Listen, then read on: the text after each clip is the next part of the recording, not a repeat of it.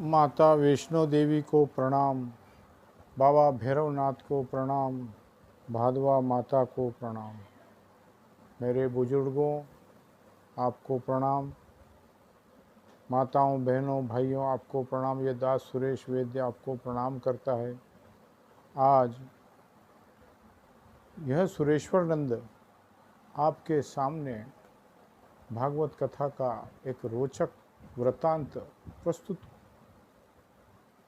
कर रहा हूँ, जिसको आप बड़े ध्यानपूर्वक सुनेंगे तो बड़ा आनंद आएगा। सबसे पहले गणेश जी की स्तुति अपन करते हैं। सर्वप्रथम गणेश जी को पूजना हिंदू धर्म और संस्कृति में बहुत ही महत्व इसका गणेश जी की स्तुति का वेदों में, पुराणों में माना गया है। तो चलिए आइए गणपति जी की स्तुति कर लेते हैं।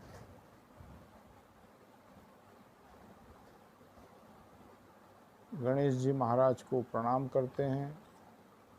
वक्रतुंड महाकाय सूर्यकोटि समप्रभ निर्विघ्नं कुरु मे देव सर्वकार्येषु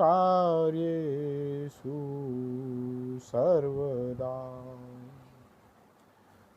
गणेश जी महाराज को हम प्रणाम करते हैं और उनसे ये प्रार्थना करते हैं कि आप सदा ही कृपा हम पर, हमारे भक्तों पर बनाए रखना।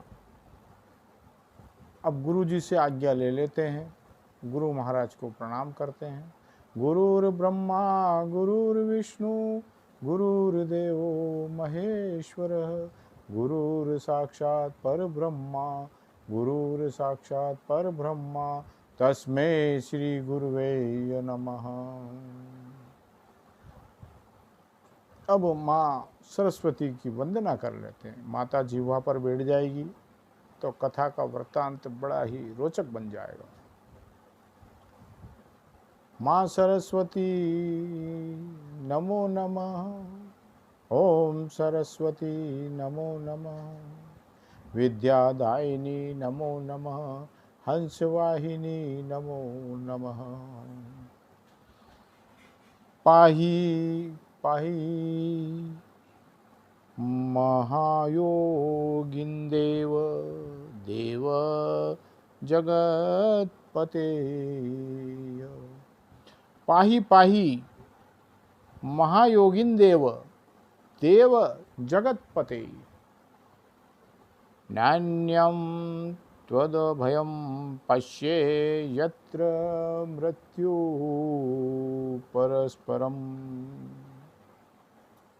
देखिए, इस दोहे का अर्थ आपको आगे पूरा ही जब ये वृत्तांत कथा का चलेगा, श्रीमद् भागवत कथा यह चल रही है, आप बड़े प्रेम से इसको श्रवण करेंगे तो आपको बड़ा रोचक यह वृत्तांत लगेगा।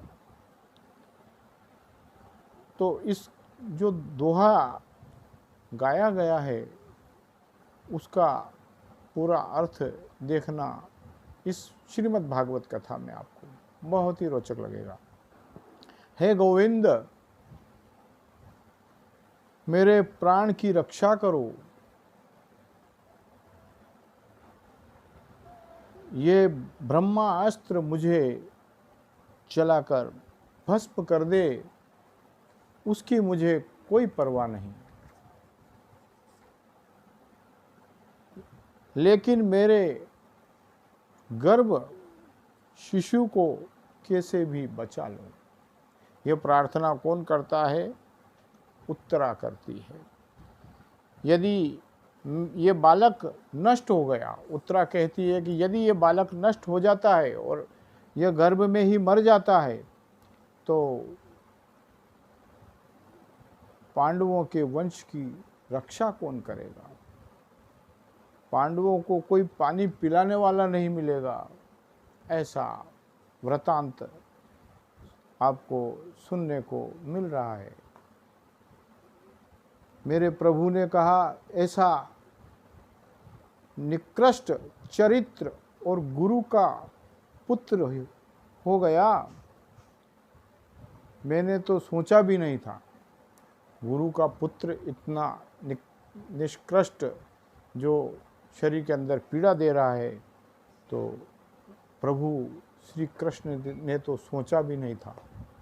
जो उत्तरा के पेट में, जो गर्भ में था, गुरु का पुत्र, जो भगवान कृष्ण कहते हैं कि निकृष्ट चरित्र वाला पुत्र है, इसको कैसे इसके शरीर में ऐसी उत्पत्ति आ गई जो यह अंदर गर्भ में माता को परेशान कर रहा है। तो श्री कृष्ण क्या करते हैं देखें आप। मैंने तो सोचा भी नहीं था, ऐसा इसका आचरण हो गया, आचरण ही गर्भ में ऐसा हो गया। बेटी तुम, भगवान कृष्ण बोलते हैं, बेटी उत्तरा तुम एक क्षण के लिए भी चिंतित मत होना। भगवान कृष्ण स्वयं बोलते हैं उत्तरा को कि एक क्षण के लिए भी चिंतित मत होना, थोड़ी देर के लिए मातृ भाव अपने हृदय में लाओ। भगवान कृष्ण कहते हैं कि थोड़ी देर के लिए यह मातृ भाव अपने हृदय में लेकर के आओ। जैसे ही उत्तरा के मन में मातृ भाव आया, मेरे गोविंद सूक्ष्म रूप से उत्तरा के गर्भ में प्रवेश कर गए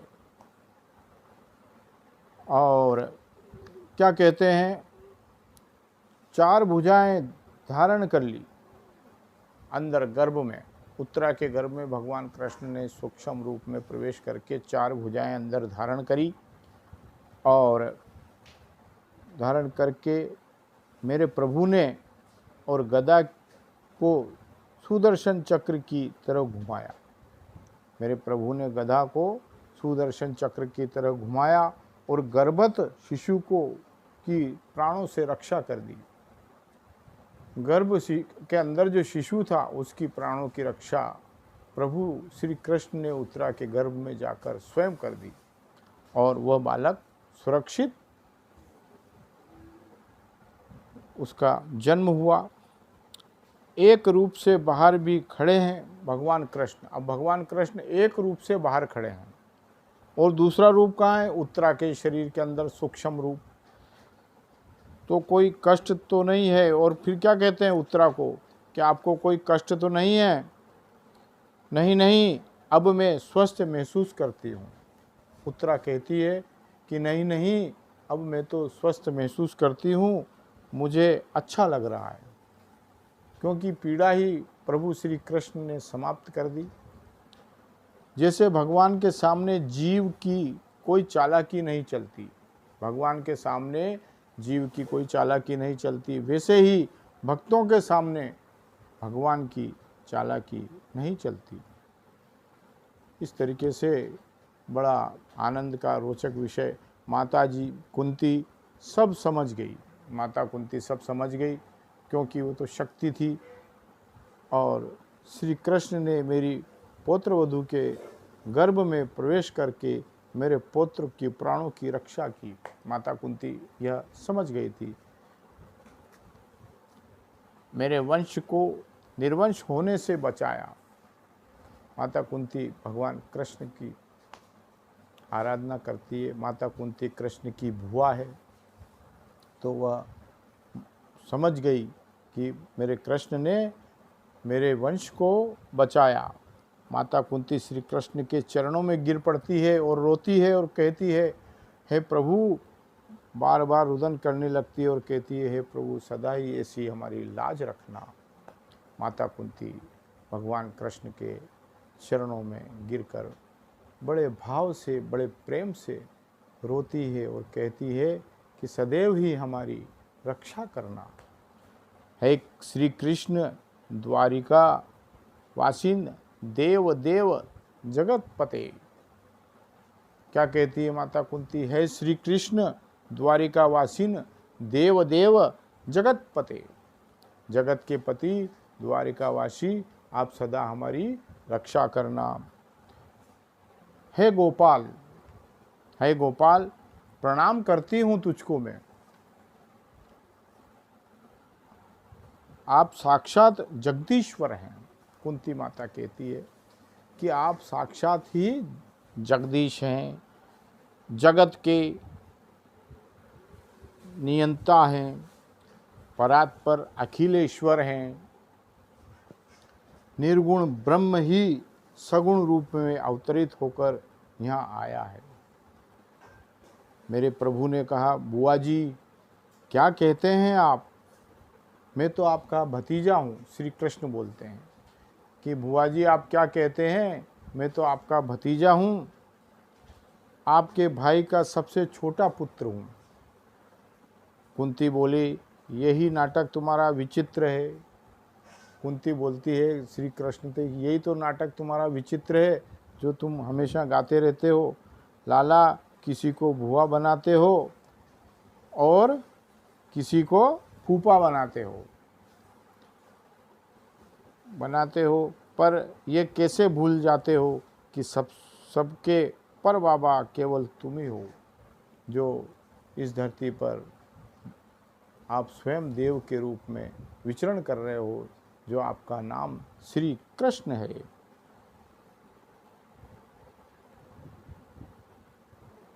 आज प्रणाम करने से मुझे कोई रोक नहीं सकता। माता कुंती कहती है कि आज प्रणाम करने से मुझे कोई रोक नहीं सकता। कन्हैया ने समस्त सभाजनों को संबोधित करके कहा, सुना आपने, बुआ मुझे भगवान कहती है। सभी समाजजनों के सामने भगवान कृष्ण बोलते हैं कि बुआ मुझे भगवान समझती है, मुझे परमात्मा कहती है, मुझे ईश्वर कहती है। अच्छा मैं कहता हूँ कि मैं भगवान हूँ। भगवान कृष्ण कहते हैं कि अच्छा मैं कहता हूँ मैं भगवान हूँ, और मैं भगवान हूँ इसलिए आप कुछ भी मांग सकते हैं। जिसके मन में जो आकांक्षा हो वो मुझसे मांग लो। भगवान कृष्ण ने अपना रूप पूरा बताया सभी समाज जन को, कुंती को, और बोला कि आप अब भगवान मान ही रहे हो तो मांग लो जो आपको मांगना है मुझसे। युधिष्ठिर जी सबसे बड़े हैं, अब सबसे बड़े युधिष्ठिर जी। तो युधिष्ठिर जी क्या मांगते हैं देख लीजिए। इसलिए पहले वर इनको मांगना चाहिए। महात्मा युधिष्ठिर ने कहा, गोविंद आज देने को बोलते हो तो एक ही वर दे दो। युधिष्ठिर जी बोलते हैं कि आज देने को आप बोलते हैं तो एक वर दे दो। जीवन में कितनी भी विषम परिस्थितियां आ जाए, मैं कभी सत्य से पीछे नहीं हटूं। युधिष्ठिर बोलते हैं। युधिष्ठिर ने क्या मांगा कि सत्य से मैं कभी भी पीछे नहीं हटूं, कितनी भी विकट परिस्थिति आ जाए लेकिन सत्य से कभी पीछे नहीं हटूं। ये मुझे वरदान आप दे दो, कभी सत्य को छोड़ू नहीं, यह आशीर्वाद मुझे दे दो। युधिष्ठिर को आशीर्वाद भगवान कृष्ण ने दिया और युधिष्ठिर बड़े प्रेम से भगवान श्री कृष्ण के चरणों में प्रणाम करते हुए रुदन रोने लगे कि वाह प्रभु, आज मैं धन्य हो गया, आपने मुझे सत्य का वरदान दे दिया। अब भीमसेन ने कहा, अब भीम दूसरे नंबर के भाई भीम ने क्या कहा सुनो। भीम ने कहा, गोपाल मेरी तो वैसे भी बड़ी बदनामी है। अब भीम कहते हैं कि हे प्रभु, मेरी तो वैसे भी बहुत बड़ी बदनामी है, लोग मुझे केवल भोजन भट्ट कहते हैं।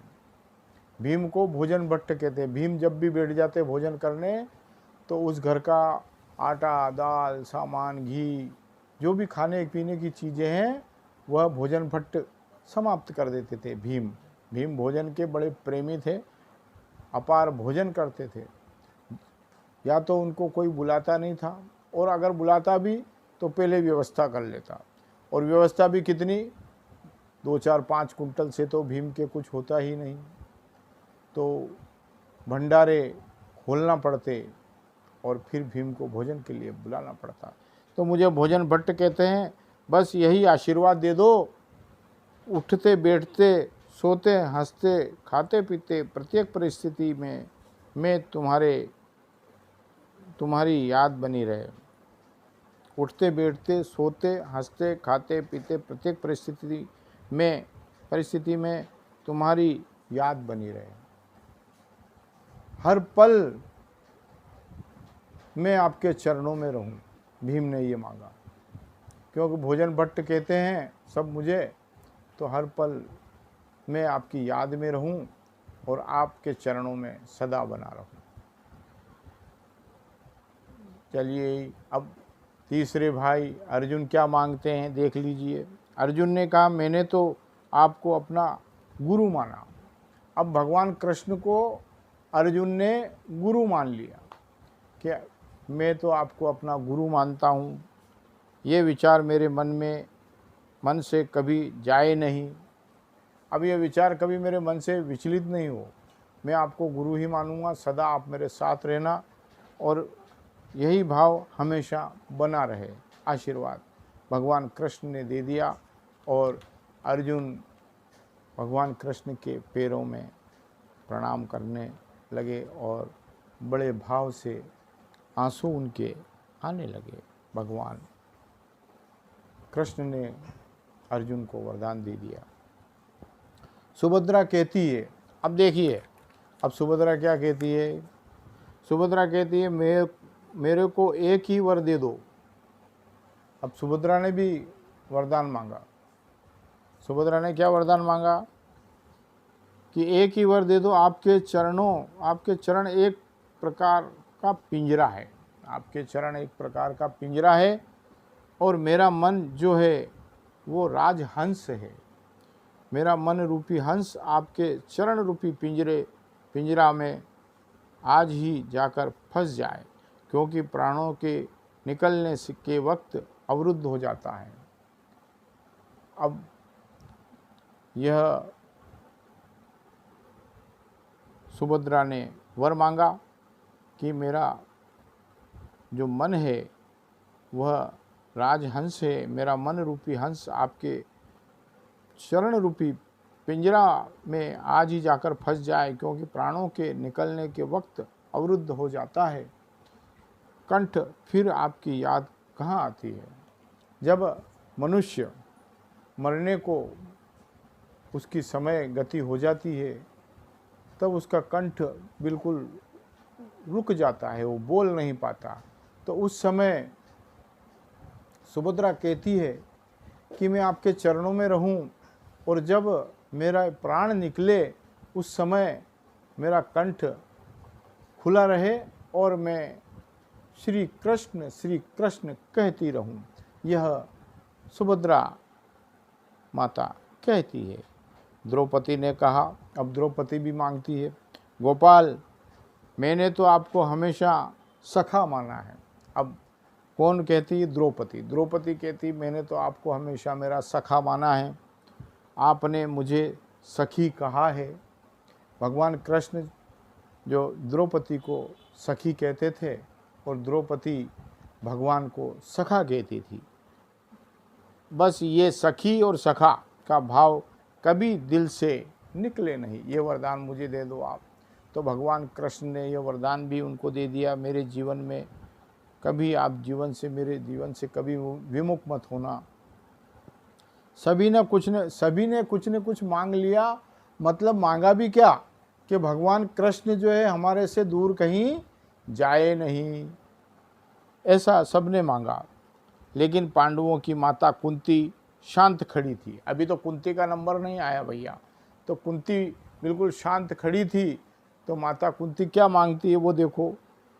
खड़ी थी पर परम गंभीर थी और गंभीर विचारों में थी। कुंती माता गंभीर विचारों में थी। गोविंद ने मुस्करा कर कहा, बुआ आपने कुछ नहीं मांगा। अब भगवान कृष्ण भी हैं और कुंती माता को बुआ भी कह रहे हैं, परिवार का मामला है। उस समय सब देवियाँ शक्तियाँ सभी उसी समय रहते थे, तो एक दूसरे को बुआ है माता है कहते थे, लेकिन सभी शक्तियाँ थी। तो बुआ आपने कुछ मांगा नहीं, कुंती को भगवान कृष्ण बोलते हैं। आप भी कहो क्या चाहिए। अब भगवान कृष्ण बुआ को कहते हैं कि आप भी कहो आपको क्या चाहिए? कुंती बोली, मैं क्या मांगूं गोपाल? अब कुंती क्या बोलती है अपने भतीजे को कि मैं क्या मांगूं गोपाल? मांगते तो वो हैं जिनके पास कुछ होता ही नहीं। देखिए कितनी बड़ी बात कही कुंती ने। आप सुनिए, गौर करिए कि मांगते तो वो हैं जिनके पास कुछ नहीं होता, जिसको सर्वत्र पहले ही मिला हुआ है। अब बुआ क्या कहती है कि जिसको सबसे पहले ही मिला हुआ है तो वो क्या मांगे? कन्हैया बोले, कुछ तो मांगो बुआ, अब कुछ तो मांगो बुआ। तो फिर मेरे देने का मन है। भगवान कृष्ण कहते हैं कि मेरे देने की इच्छा है, मांग लो कुंती, जो आपको मांगना है बुआ। तो कुंती ने तुरंत अपनी साड़ी के पल्लू को आगे कर लिया। अब कुंती ने अपनी साड़ी के पल्लू को आगे कर लिया और कहा, देना चाहते हो तो गोपाल एक ही वर दे दो। गोपाल, अगर आप देना ही चाहते हो मुझे, आपकी बुआ को, तो एक ही वर दे दो। विपदः सन्तु नः शश्वत् तत्र तत्र जगत गुरो भवतो दर्शनं भरतो दर्शनं यत्स्याद् पुनर्भव दर्शनम। मेरे जीवन में, माता कुंती ने क्या कहा दोहे में, कि मेरे जीवन में विपत्ति पर विपत्ति आती रहे, एक विपत्ति दूर न हो और दूसरी विपत्ति आ जाए, दुख पर दुख मेरे जीवन में आता रहे। भगवान बोले, क्या मांग रही हो बुआ? दुख भी कोई मांगने की चीज है। देखिए, तो कुंती ने कहा, गोपाल, जिस दुख में तुम्हारी याद आती है तो वो दुख ही सबसे बड़ा सुख है। मेरे गोविंद आवेश में आ गए, बोले, बुआ, अब ये दुख मैं तुम्हें नहीं दे सकता। जीवन में दुख के सिवाय तुमने और पाया ही क्या है? आप कुंती के चरित्र पर एक नज़र डाल कर देखो आप कुंती के चरित्र पर एक नज़र डाल के देखिए तो आप, कुंती का जन्म हुआ मथुरा में। कुंती का जन्म कहाँ हुआ? मथुरा में हुआ। जब कुंती का जन्म मथुरा में हुआ, शूरसेन के घर, कुंती का जन्म शूरसेन के घर मथुरा में हुआ। जन्म लेने के बाद ही उनकी कुंती भोज राजा ले गए। जन्म होने के बाद ही उनकी कुंती को भोज राजा ले गए। इनका वास्तविक नाम है प्रथा। कुंती भोज राजा ने अपना नाम दिया, कुंती भोज राजा ने अपना नाम दिया और कुंती नाम रख दिया। इनका जन्म कहीं हुआ, पालन दूसरे घर में हुआ। भोज राजा के घर में इनका पालन हुआ। जिस बालक का जन्म कहीं और पालन दूसरी जगह हो, उसका बचपन सुख से व्यतीत नहीं होता है। देखिए, जिस बालक का जन्म, जिस बालिका का जन्म जिस घर में हो और पालन दूसरी जगह हो, तो उसका जीवन सुखमय नहीं होता है, सुख से व्यतीत नहीं होता। बचपन कुंती का बड़े कष्ट में व्यतीत हुआ। अब बचपन जो है कुंती माता का बहुत ही कष्ट में व्यतीत हुआ। किशोरावस्था को कुंती ने पार किया, विवाह हो गया। अब किशोरावस्था में जब कुंती माता आती है तो उनका विवाह हो जाता है। विवाह भी हुआ तो एक ऐसे पुरुष से, कुंती का विवाह एक ऐसे पुरुष से हुआ जो जन्म से ही पीलिया के रोग से ग्रस्त हैं। जन्म से ही पीलिया के रोग से ग्रस्त थे। उनके साथ में इनका जन्म, उनके साथ में इनका विवाह हुआ। जो पीलिया ग्रस्त थे, इनके पति, कुंती के पति पीलिया से ग्रस्त थे। माद्री और कुंती दोनों उनकी पत्नी है। अच्छा, दो पत्नियां थी जिनके पीलिया था, उनके दो पत्नियां थी, माद्री और कुंती दोनों उनकी पत्नी। कुंती ने सोचा कोई बात नहीं।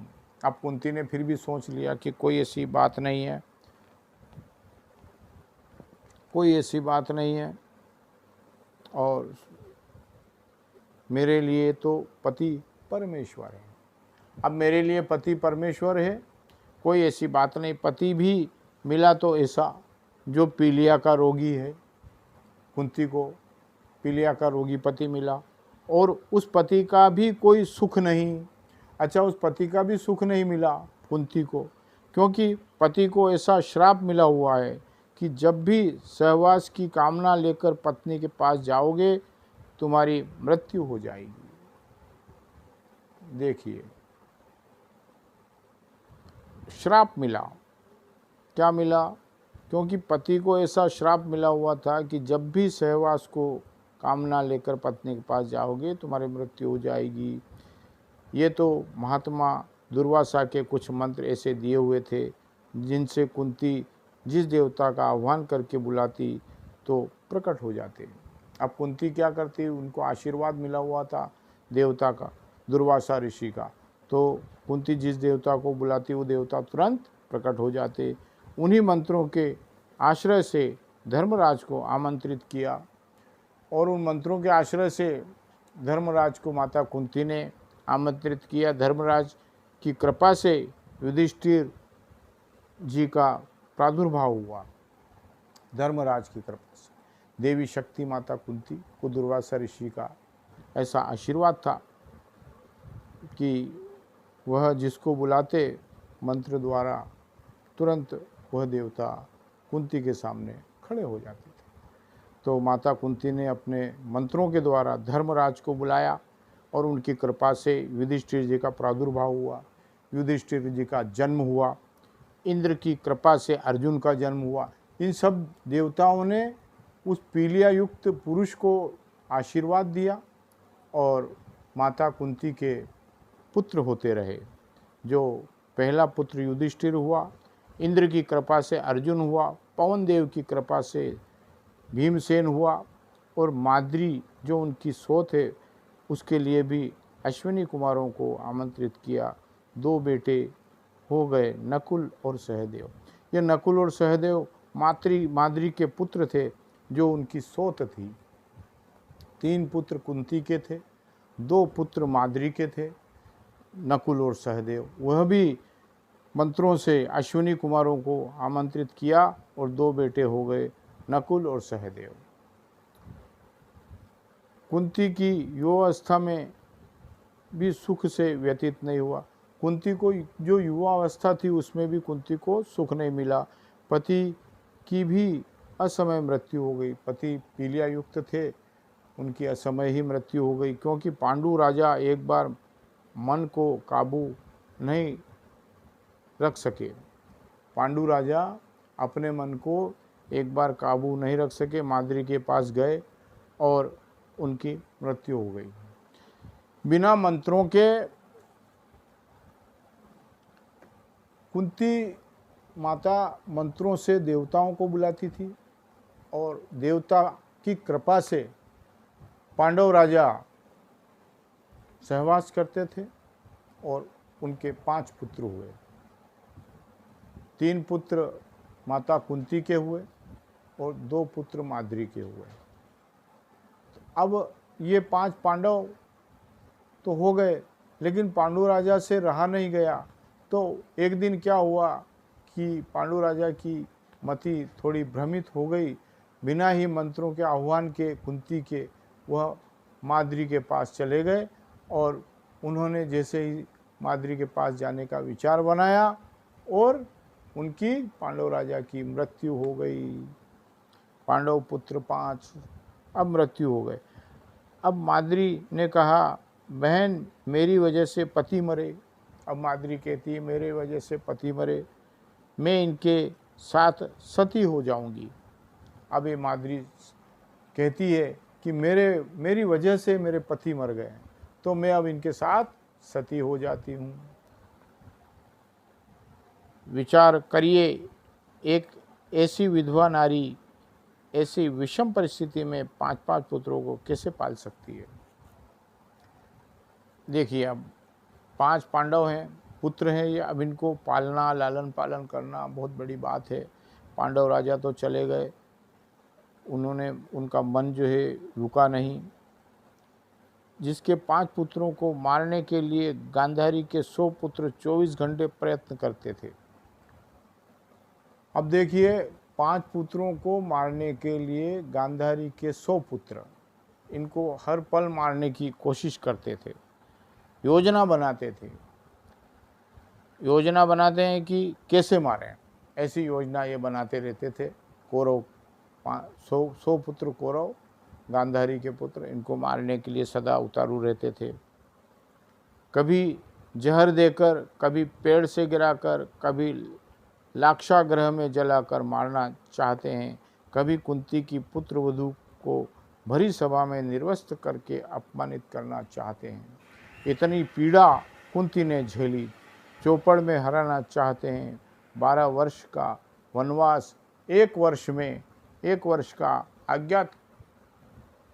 अज्ञात कारावास हुआ। तुम्हारे जीवन का एक भी दिन सुख से नहीं बीता। मुझे याद नहीं, आज तुम्हारे पुत्रों को सुख मिलता है।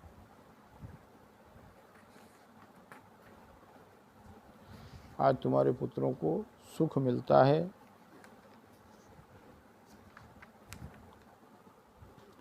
विजय श्री प्राप्त हुई, युधिष्ठिर की राजगद्दी पर बैठे। इतना दुख देखा माता कुंती ने, और पांडवों को राजगद्दी प्राप्त हुई। युधिष्ठिर की राजगद्दी पर बैठे। मैंने आज तुमसे कुछ मांगने को कहा, तो आज भी तुमने मांगा तो झोली पसार कर दुख ही मांगा। इतना दुख तो आपने झेल लिया, कृष्ण कहते हैं कुंती से, और फिर भी आप दुख ही मांग रही हैं। सुख के माथे सील पड़े। अब देखिए माता कुंती क्या कहती है, सुख के माथे सील पड़े, जो हरि हृदय से जाए, बलिहारी वा दुख की, जो पल पल नाम जपाए। देखिए, बलिहारी वा दुख की, जो पल पल नाम जपाए। दुख में भगवान को याद करना ही पड़ता है। तो कुंती कहती है, ऐसे सुख को लेकर क्या करें। माता कुंती क्या कितने बड़े भाव से, कितनी बड़ी बात कहती है, आप सुन रहे हैं। बड़ा आनंद आ रहा है कि जो परमात्मा को भुला दे। ऐसे सुख को लेकर क्या करें, जो सुख में परमात्मा को आदमी भूल जाता है। ऐसी संपत्ति को लेकर क्या करें जो कन्हैया की स्मृति करा दे। ऐसी संपत्ति को लेकर क्या करें जो कन्हैया की विस्मृति करा दे।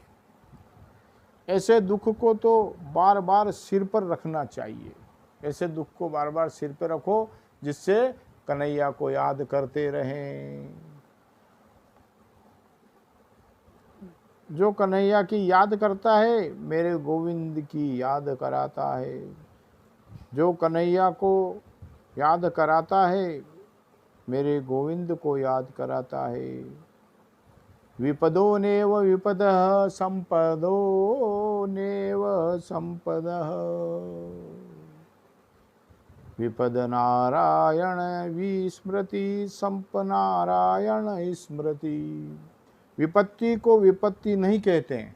देखिए, विपत्ति को विपत्ति नहीं कहते हैं। क्या कहते हैं? संपत्ति को संपत्ति नहीं कहते हैं। गोविंद को भूल जाना ही सबसे बड़ी विपत्ति है। गोविंद को, भगवान श्री कृष्ण को अगर भूल गए तो वो सबसे बड़ी विपत्ति है। और कन्हैया को याद, कन्हैया की याद बनी रहना ही सबसे बड़ी संपत्ति है। ईश्वर को, कृष्ण को आप याद करते रहेंगे तो वही सबसे बड़ी संपत्ति है।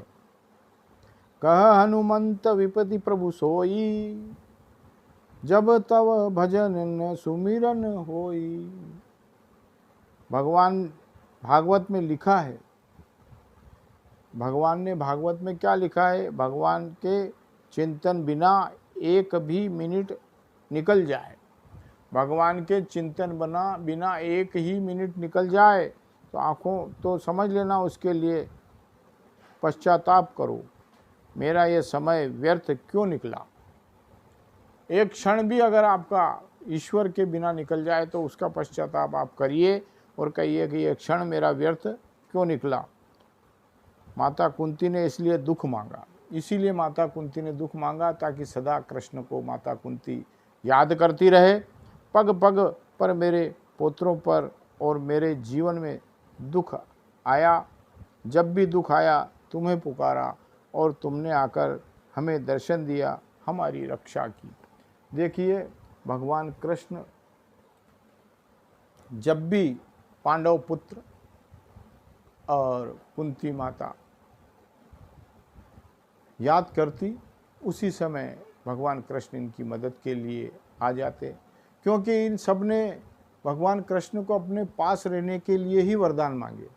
तो जब भी भगवान कृष्ण को ये याद करते और तुरंत ये भगवान कृष्ण इनके सामने आकर के खड़े हो जाते और इनके सारे काम सरलता से होने लगते।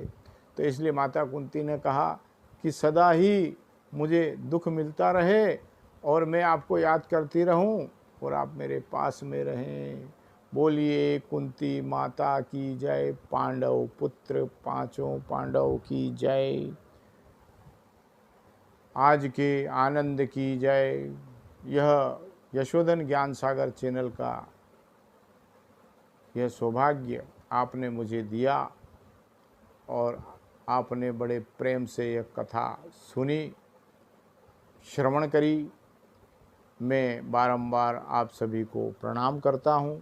सुरेश्वरानंद महाराज के द्वारा यह कथा आपने सुनी और यह कथा बड़ी रोचक चल रही है, YouTube चैनल पर चल रही है। इसको आप रोज़ सुनते रहेंगे तो आपका जीवन प्रभु की शरण में सदा बना रहेगा और ईश्वर आपकी सदा मदद करेंगे। बोलिए श्री कृष्णचंद्र भगवान की जय, राधा मैया की जय, गुरु गोविंद की जय, आज के आनंद की जय।